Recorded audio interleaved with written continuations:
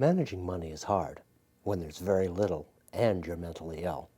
There's a program to assist sufferers who need financial guidance.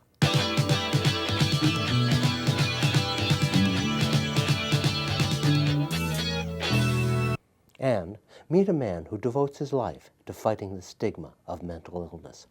I got very much involved in stigma. I created the Anti-Stigma Network because I felt that no person with mental illness could ever really recover as long as we had the discrimination and stigma that exists in society.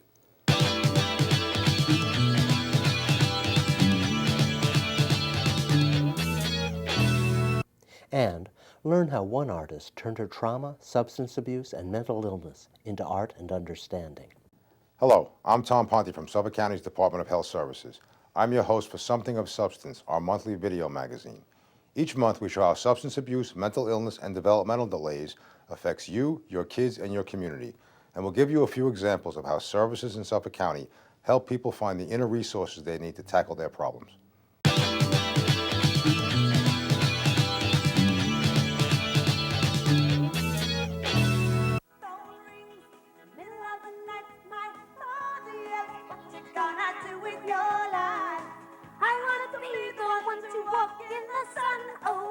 You can enjoy a smoke-free moment all by yourself. Great song, huh, girls? But it's even better when you share it with someone you love.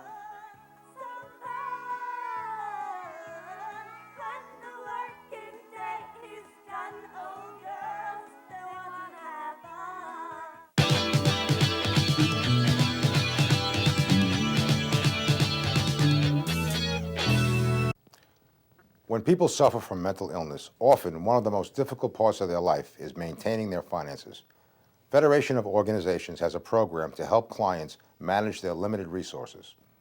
The financial management program gives a person who's suffering from mental illness the ability to focus on their illness, as opposed to having the increased stress of dealing with creditors and various vendors that they owe money to. I was not able to handle my finances. I have been mentally ill for many years, and I have been hospitalized many times, and I've always needed help, okay? And I was not really fit at that point to, budget my money. With Grace, she gets SSD. At one time I was paying her rent, but now her husband pays her rent. So what I do now is I pay her utility bills, and I also give her a personal needs allowance. The basic key to it is that we become the official Social Security representative payee for the individual, and it has been determined that they are not able to manage their finances. The individual can make that decision himself or herself, but a psychiatrist or another person can also make a request to have the service for the individual.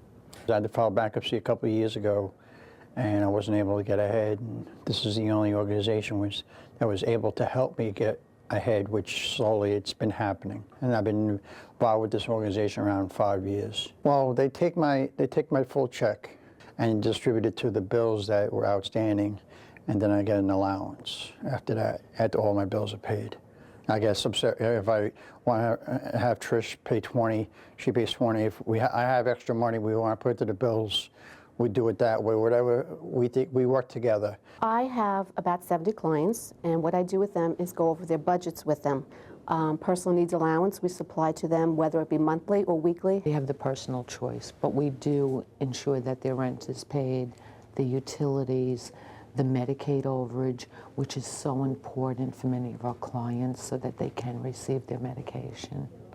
So certain things we will insist on being paid. That's our duty as the representative payee. But no, we don't follow them into the candy store and say, no, you can't have that. Life is choices. And through the years, I always tell people how much I admire our clients, that they put the faith and they give up that control to Federation so that we can manage their money.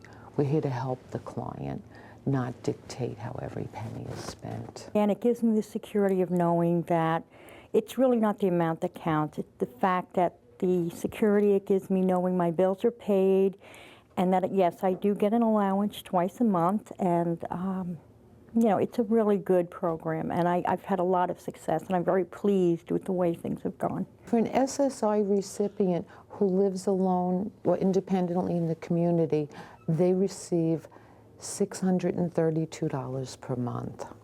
So what that relates to, for one of our clients who lives in a supported housing program, that means they would have between $45 and $50 per week to spend on food, transportation, and personal needs items.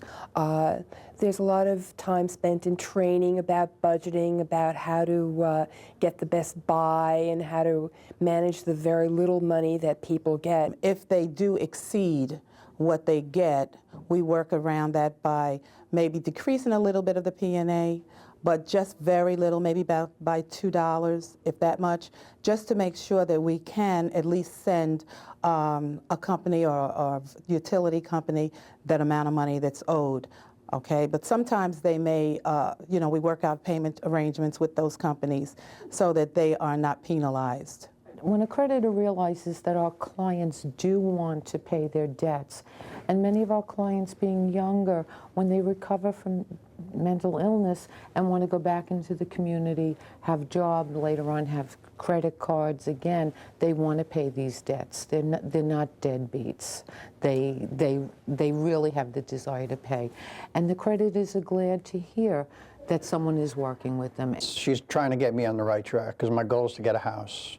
Even though I'm on SSD, you know, I'm finally going to be getting back to work as of this week. And that, if I didn't have Trish, I wouldn't have the stuff I have now. We'll say it that way. I'm very lucky. Some people have moved on and taken over responsibility for their own finances. And that is something that we work with people on. The personal allowance, okay, that I get, I split it up into several things. Okay, needs that I have, such as deodorant, toiletries, clothing, shoes, whatever the need may be at that time. And then I, as I said, save a few dollars in case an emergency comes up where I may need, say, an extra toiletry or, you know, something like that. But I do manage. It is very important that each client understands how their money is being spent and how they can budget. And we will make suggestions to the clients on various shopping techniques, places where they can spend money more reasonably. The purpose of the program, and I think that it has really succeeded in that regard, is to stabilize the everyday lives of people with severe disabilities, to put a roof over their heads, to make sure that the basic needs are met on the meager $630 a month that they receive. When people have the chance and are ready to take over their own finances, we try to help them to do that. You know, I just didn't spend my money wisely, we'll just say it that way. And I got myself in trouble, and that's the past. Now I'm looking for a good future. For more information, call 631-669-5355. Up next, meet a man whose life experience has led him to be one of Long Island's greatest advocates for the mentally ill. Stay tuned, we'll be right back.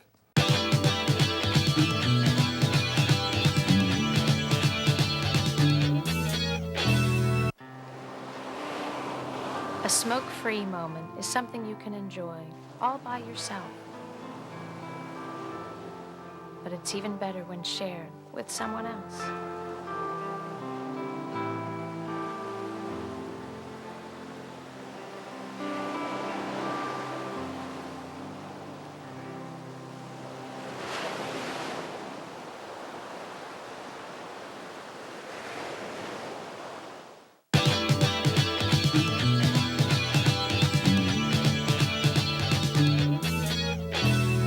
Until quite recently, society's treatment of the mentally ill has almost entirely been dictated by ignorance, isolation, and fear. Today we're happy to have a nationally known spokesperson for the causes of the mentally ill. As well as acting as a tireless advocate, Dr. David Pollack has been active for 20 years, founding and then serving on the boards of organizations supporting mental illness. Dr. Pollack, thanks for coming. My pleasure. Dr. Pollack, how did you first come to be an advocate for the mentally ill? Well, unfortunately, one of my children has suffered from serious mental illness. And in the early 80s, I felt I needed more meaning in my life. And I retired from my practice prematurely and am devoted full-time to advocacy to try and improve the quality of life of people suffering from serious mental illness. What was the state of the care for the mentally ill at the time?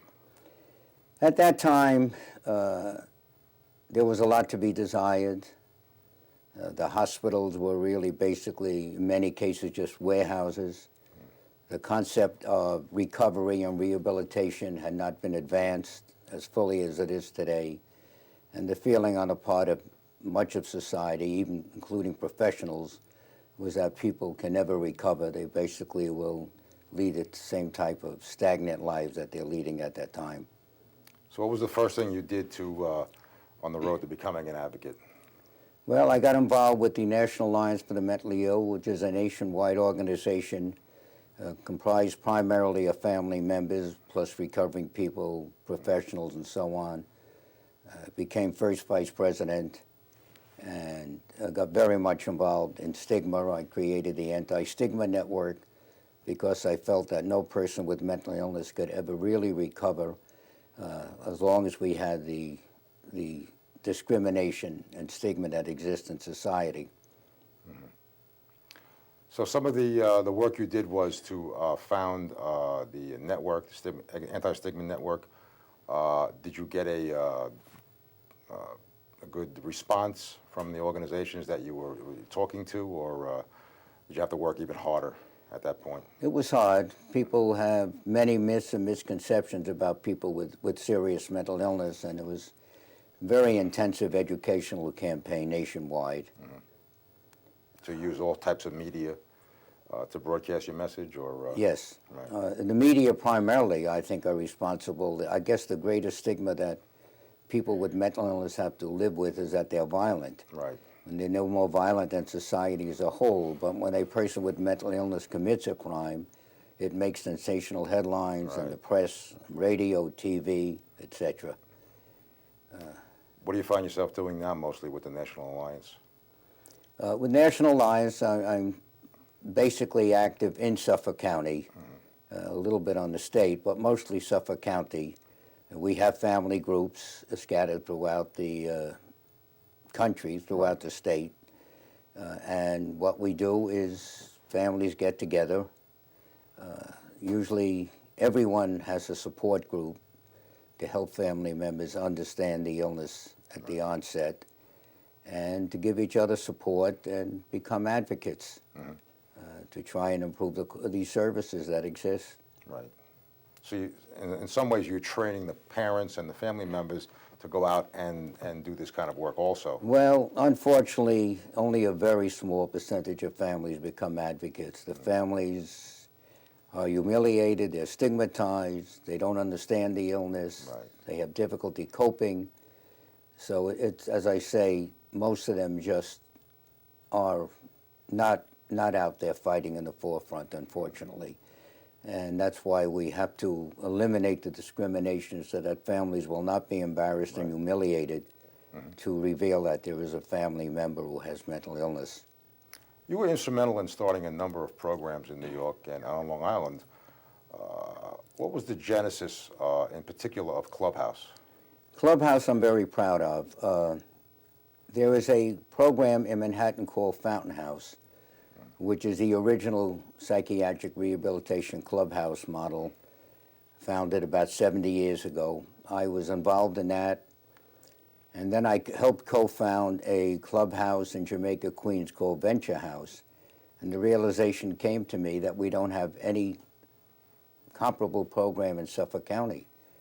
And with the good cooperation of our Director of Mental Health Services at that time, Dick Daly, we were able to start this about 11 years ago, and it's an incredibly successful program, probably one of the most successful in the nation. And this program, I've been there a number of times, and it is a wonderful program.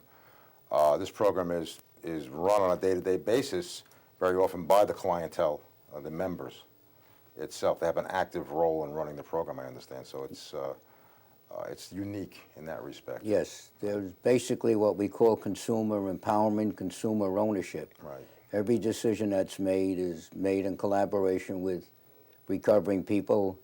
They have a strong input in their own recovery. Right. Half of our board of directors are recovering people. Half of our staff are recovering people. And many of us don't even know if they are or aren't. And we're really not interested, as long as they're doing their job. Right. Mental illness is difficult enough, and you talked about the perception of society that mentally ill are violent. What other misperceptions does society seem to have about mentally ill people? Well, some are, number one, that the individual or the family created the illness. It's a no-fault illness. You have to have a genetic predisposition. Right. All the latest sophisticated imagery shows that there's some difference, some abnormality in the brain. Violence, as I say, is a great issue. The other is that existed for years, that there's no hope. People were put in hospitals and destined to spend their remaining years there. We now know that there is hope, that people can recover, be rehabilitated. According to the Surgeon General, 1 out of every 4 families that's touched by serious mental illness.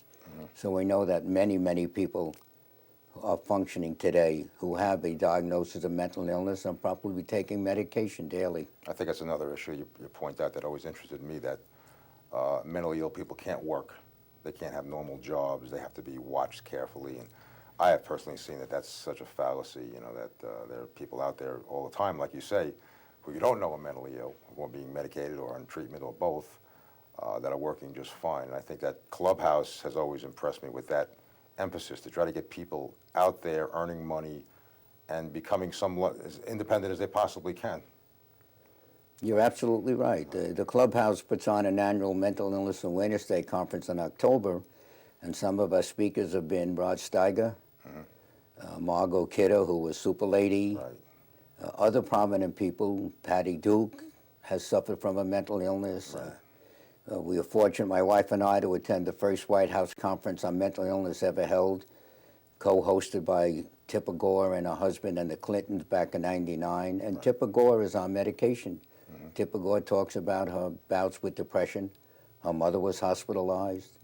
So we need more and more prominent people. If we can get more prominent people, like Mike Wallace Right. was featured at this White House conference, who said he's suffered from severe depression, and on 2 occasions he attempted to go off the medication and he decompensated. It was a great message to recovering people who feel they're doing better and don't need medication, but that isn't the case. Right. In terms of stigma, I understand that there's going to be an upcoming event that you want to talk about. Yes, we have planned. Basically, my wife and I conceived it, and she and a man named Lou Cherry, executive director of the Suffolk County Mental Health Association, are co-chairing it. It will be the first major walk ever held in Long Island for mental health to destigmatize mental illness. It will be held on Sunday, June 2nd in Huntington Village. Right. And it should be really a family day. Music, food, free T-shirts, free raffles, a major art show featuring mostly art by recovering people who are very artistic and very creative in many cases. How can people who are interested in the Long Island Walk for Mental Health get more information? They can call 631-665-5885. Okay. We are striving for a huge turnout to try and offset the negative media that we have to contend with day to day. Thank you very much, Dr. Pollack. Thank you. I appreciate the opportunity. Up next, a performance by an artist whose personal trauma has become theater and vision. Stay tuned. We'll be right back.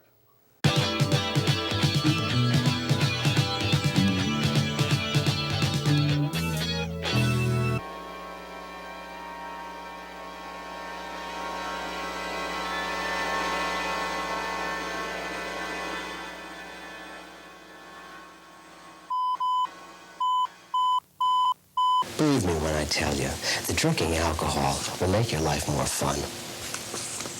It'll make you feel sexier. It'll make you feel more popular.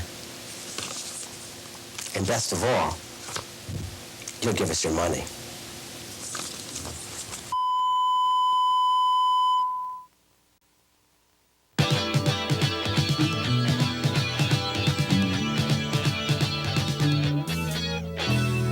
Terri Muuss is a young artist who transforms her childhood pain into an education for the rest of us.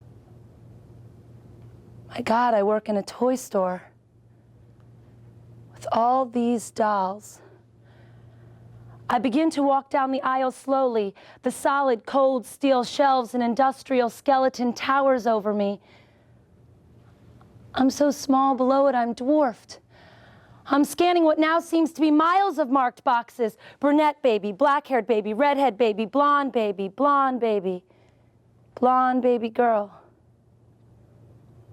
Sweet, sweet blonde baby girl. Daddy's singing. Sweet, sweet blonde baby girl. I was almost golden in his eyes. When I first got sober, you know, walking down the street and something would trigger me.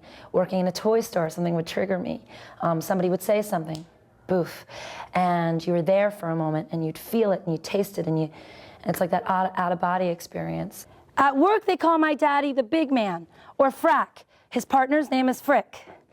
My daddy collects things. He collects beer steins from Germany and patches from other police departments. Oh, my daddy also collects matches from all over the world. My daddy and I are best friends. We go on walks every night after supper where he tells me secret things. My dad was kind of a rageaholic and a big guy, you know. And, you know, he didn't really have any tools himself. He kind of grew up himself without a dad and in orphanages and foster homes. So his only MO was to just blow up. So yeah, physical abuse was a big part of my story and certainly the only parts I remembered until I got sober. One bead of sweat rolls on the back of my neck to the middle of my back where it all settles into me. And I'm stuck. I can't move forward. My heart kicks against my temples. It wants out. There's a door at the top of the stairs and a handle. I must open the door. My heart knocking against the cavity of my chest, knocking against my chest, knocking at the door. Terri, he's waiting for you to be a good girl and open the door. And I open the door and I open the door and I open the door to this old man next door from me who brought me gifts and would kiss my round 10-year-old face with a slight turn of his head and his hand firmly behind my head. The guy next door used to just grope me and, you know, try to and kiss me and things like that. But there was also a friend of the family who both molested my cousin, my brother, and I. So it was both my father and this friend of the family, so it's kind of a double whammy. Little, little me, under the weight of big, big you. You sing. You hold my face. I'm eclipsed by you. You've pinned me down. One arm held down by your neck and shoulders. The other arm held out by your big, big hands. Held out like I'm being crucified. Telling the truth certainly relieved me of these burdens. I didn't have to deal with them alone anymore. And putting them out there in a space and not keeping them has really lifted a weight from me. So, and then the cherry on the sundae is being able to help other people with my experiences.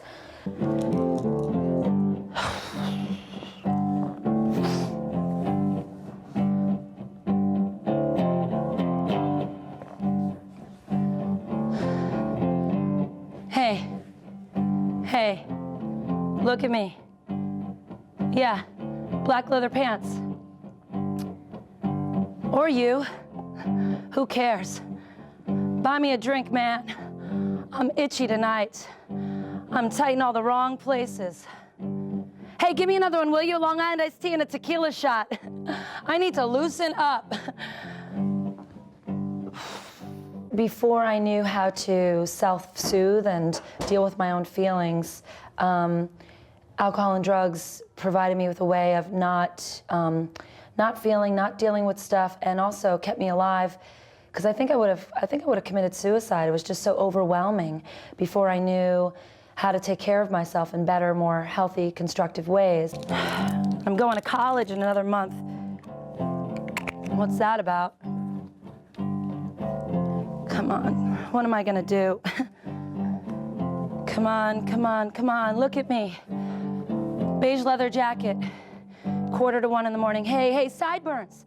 Hitting bottom was like, it was both a series of horrible events put together and just the dull, mundane feeling of, I can't believe I'm gonna get up and drink again.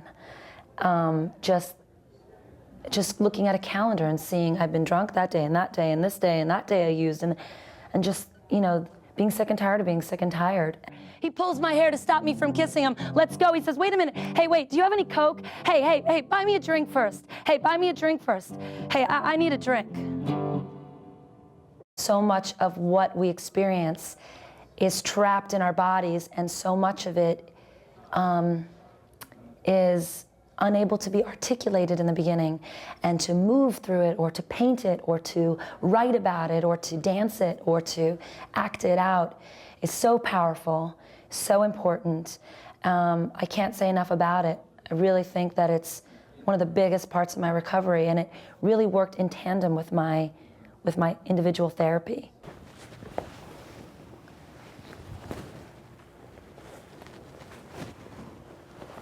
Perfect little girl. So smart. She knows just when to say nothing. Listen. Do you want to know a secret? Do you want to know a secret?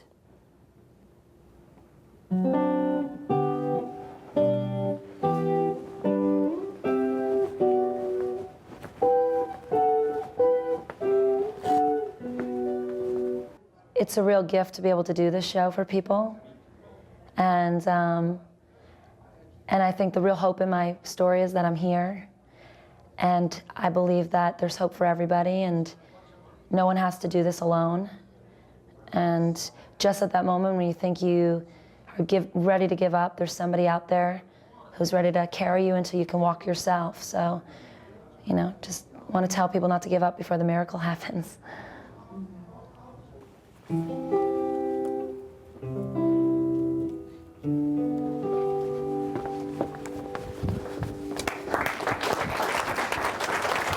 Thank you. John Link on guitar.